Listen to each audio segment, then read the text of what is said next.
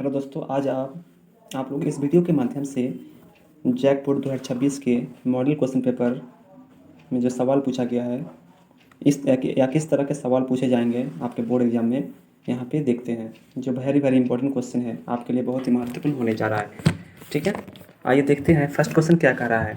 1 billion कुचले हुए अंडे के छिलकों के साथ अभिक्रिया करके ये गैस बनाता है जो चूने के पानी को दूधिया कर देती है, इस बिलियन में शामिल है। बोल रहा है 1 बिलियन है जिसमें कुचले हुए अंडे को छिलके के साथ अभिक्रिया करके एक गैस बना लेता है। ठीक है, जो चूने के पानी को दूधिया कर देती है, तो इस बिलियन में शामिल क्या है? तो ऑप्शन नंबर ए कह रहा है NaCl, ऑप्शन बी कह रहा है HCl, ऑप्शन डी कह रहा है lithium chloride and potassium chloride. तो यहाँ पे आपको ऑप्शन हो जाएगा option number B is correct answer, HCl hydrochloric अम्ल। ठीक है, इसमें क्या मिला हुआ है? हाइड्रोक्लोरिक अम्ल मिला हुआ है। ठीक है, चलिए नेक्स्ट क्वेश्चन कह रहा है, नेक्स्ट क्वेश्चन आपका है, नेक्स्ट क्वेश्चन कह रहा है कि एक तत्व है जो ऑक्सीजन के साथ अभिक्रिया करके उच्च गलनांक वाला यौगिक बनाता है। गलनांक मतलब क्या होता है? वैसा धातु जो जिस तापमान पर वो गलने की अवस्था में हो जाते हैं उसे गलनांक कहते हैं, या जिस तापमान पर वो गलना शुरू हो जाता है उसे गलनांक कहता है। तो बोल रहा है कि एक ऐसा तत्व है जिसकी ऑक्सीजन के साथ अभिक्रिया करके उच्च गलनांक वाला यौगिक बनाता है। तो यह यौगिक जल में घुलनशील है। यह यौगिक है जो जल में घुलनशील है। यह तत्व क्या है? यह तथ्य क्या है? तो यहाँ पे हो जाएगा आपका ऑप्शन नंबर ए कह रहा है कैल्शियम, बी कह रहा है सिलिकॉन, ऑप्शन सी कह रहा है कार्बन, ऑप्शन डी कह रहा है लोहा।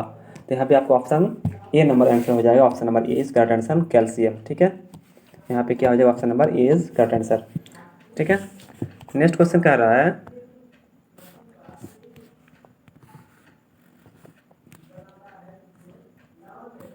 क्वेश्चन नंबर 3 कह रहा है, क्वेश्चन नंबर 3 क्या कह रहा है? देखिए अच्छे से, क्वेश्चन नंबर 3 कह रहा है जब हाइड्रोजन सल्फाइड गैस को कॉपर सल्फेट के नीले गोल, सॉरी यहाँ पे गोल नहीं होगा, घोल होगा। ठीक है, यहाँ पे क्या होगा? ये गलत लिखा हुआ है, यहाँ पे होगा नीले घोल से गुजारा जाता है।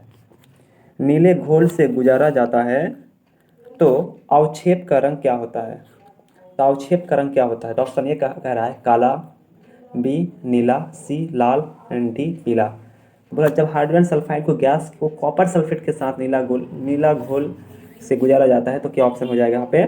यहाँ पे हो जाएगा ऑप्शन नंबर ए इस करेक्ट आंसर काला।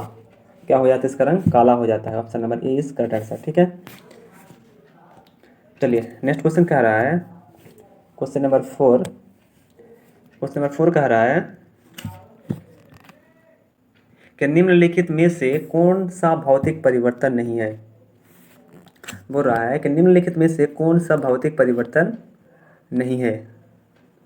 अशुद्ध जल का उबलना, चीनी का कैरमेलाइजेशन, पानी में नमक का विघटन, या इनमें से कोई नहीं। बोल रहा है कि निम्नलिखित में से कौन सा भौतिक परिवर्तन नहीं है। आपको यहाँ पे फिजिकल चेंज दिखाना पड़ेगा। मतलब physical change is not be physical change. अशुद्ध जल का उबलना यहाँ पे क्या हो जाएगा? केमिकल फिजिकल चेंज है। अशुद्ध जल को उबलना यहाँ पे क्या हो जाएगा? यहाँ पे option number B is correct answer हो जाएगा। ठीक है, चीनी का कैरमलाइजेशन। ठीक है, चलो नेक्स्ट क्वेश्चन है आपका, नेक्स्ट क्वेश्चन का रहा है क्वेश्चन नंबर 5। क्वेश्चन नंबर 5 का रहा है निम्नलिखित में से कौन सी गैस वसा और तेल युक्त खाद्य पदार्थों को लंबे समय तक संग्रहित करने के लिए उपयोग की जाती है?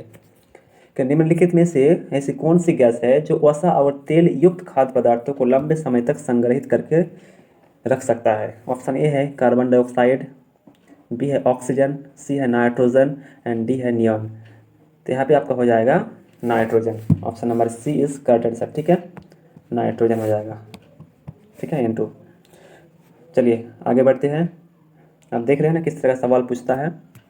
यहाँ पे घुमा घुमा कर सवाल पूछा जाता है, लेकिन बहुत ईजी है अगर पढ़ेंगे तो अच्छे से। तो ठीक है, चलो नेक्स्ट क्वेश्चन है, क्वेश्चन नंबर 6 कह रहा है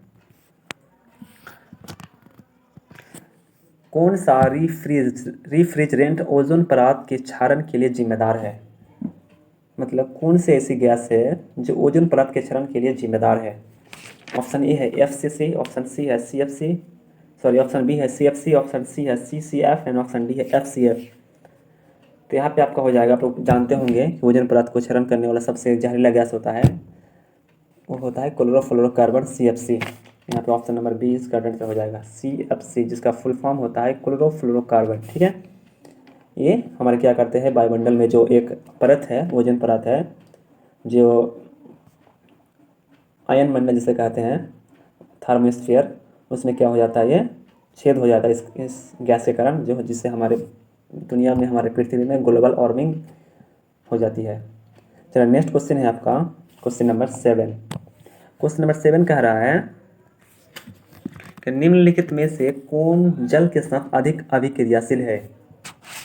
बोल रहा है कि निम्नलिखित में से कौन जल के साथ अधिक अभिक्रियाशील है। मैं जल के साथ जल्दी क्या कर लेगा, अभिक्रियाशील हो जाएगा, रिएक्शन कर लेगा।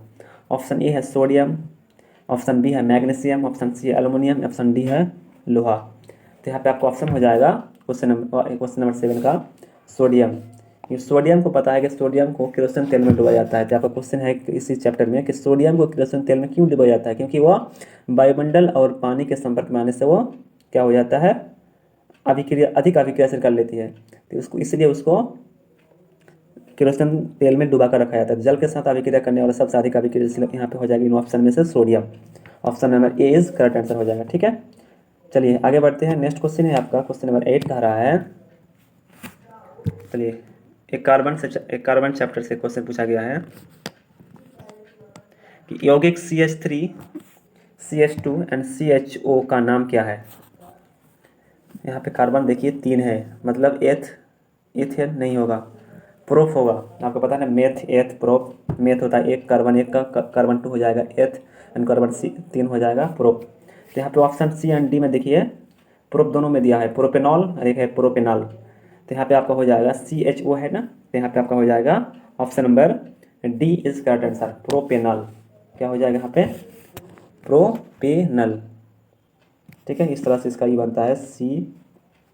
ठीक है, पड़ जाएगा यहाँ पे, और यहाँ पे हो जाएगा जो आपका H इधर हो जाएगा, या तो ऑक्सीजन इधर हो जाएगा। यहाँ पे हाइड्रोजन होता है सब में। ठीक है, ये होता है प्रोपेनॉल का संरचना मॉडल बनता है। ठीक है, option number see it is का आंसर हो जाएगा इस क्वेश्चन का। ठीक है, नेक्स्ट क्वेश्चन है आपका क्वेश्चन नंबर 9 कह रहा है कि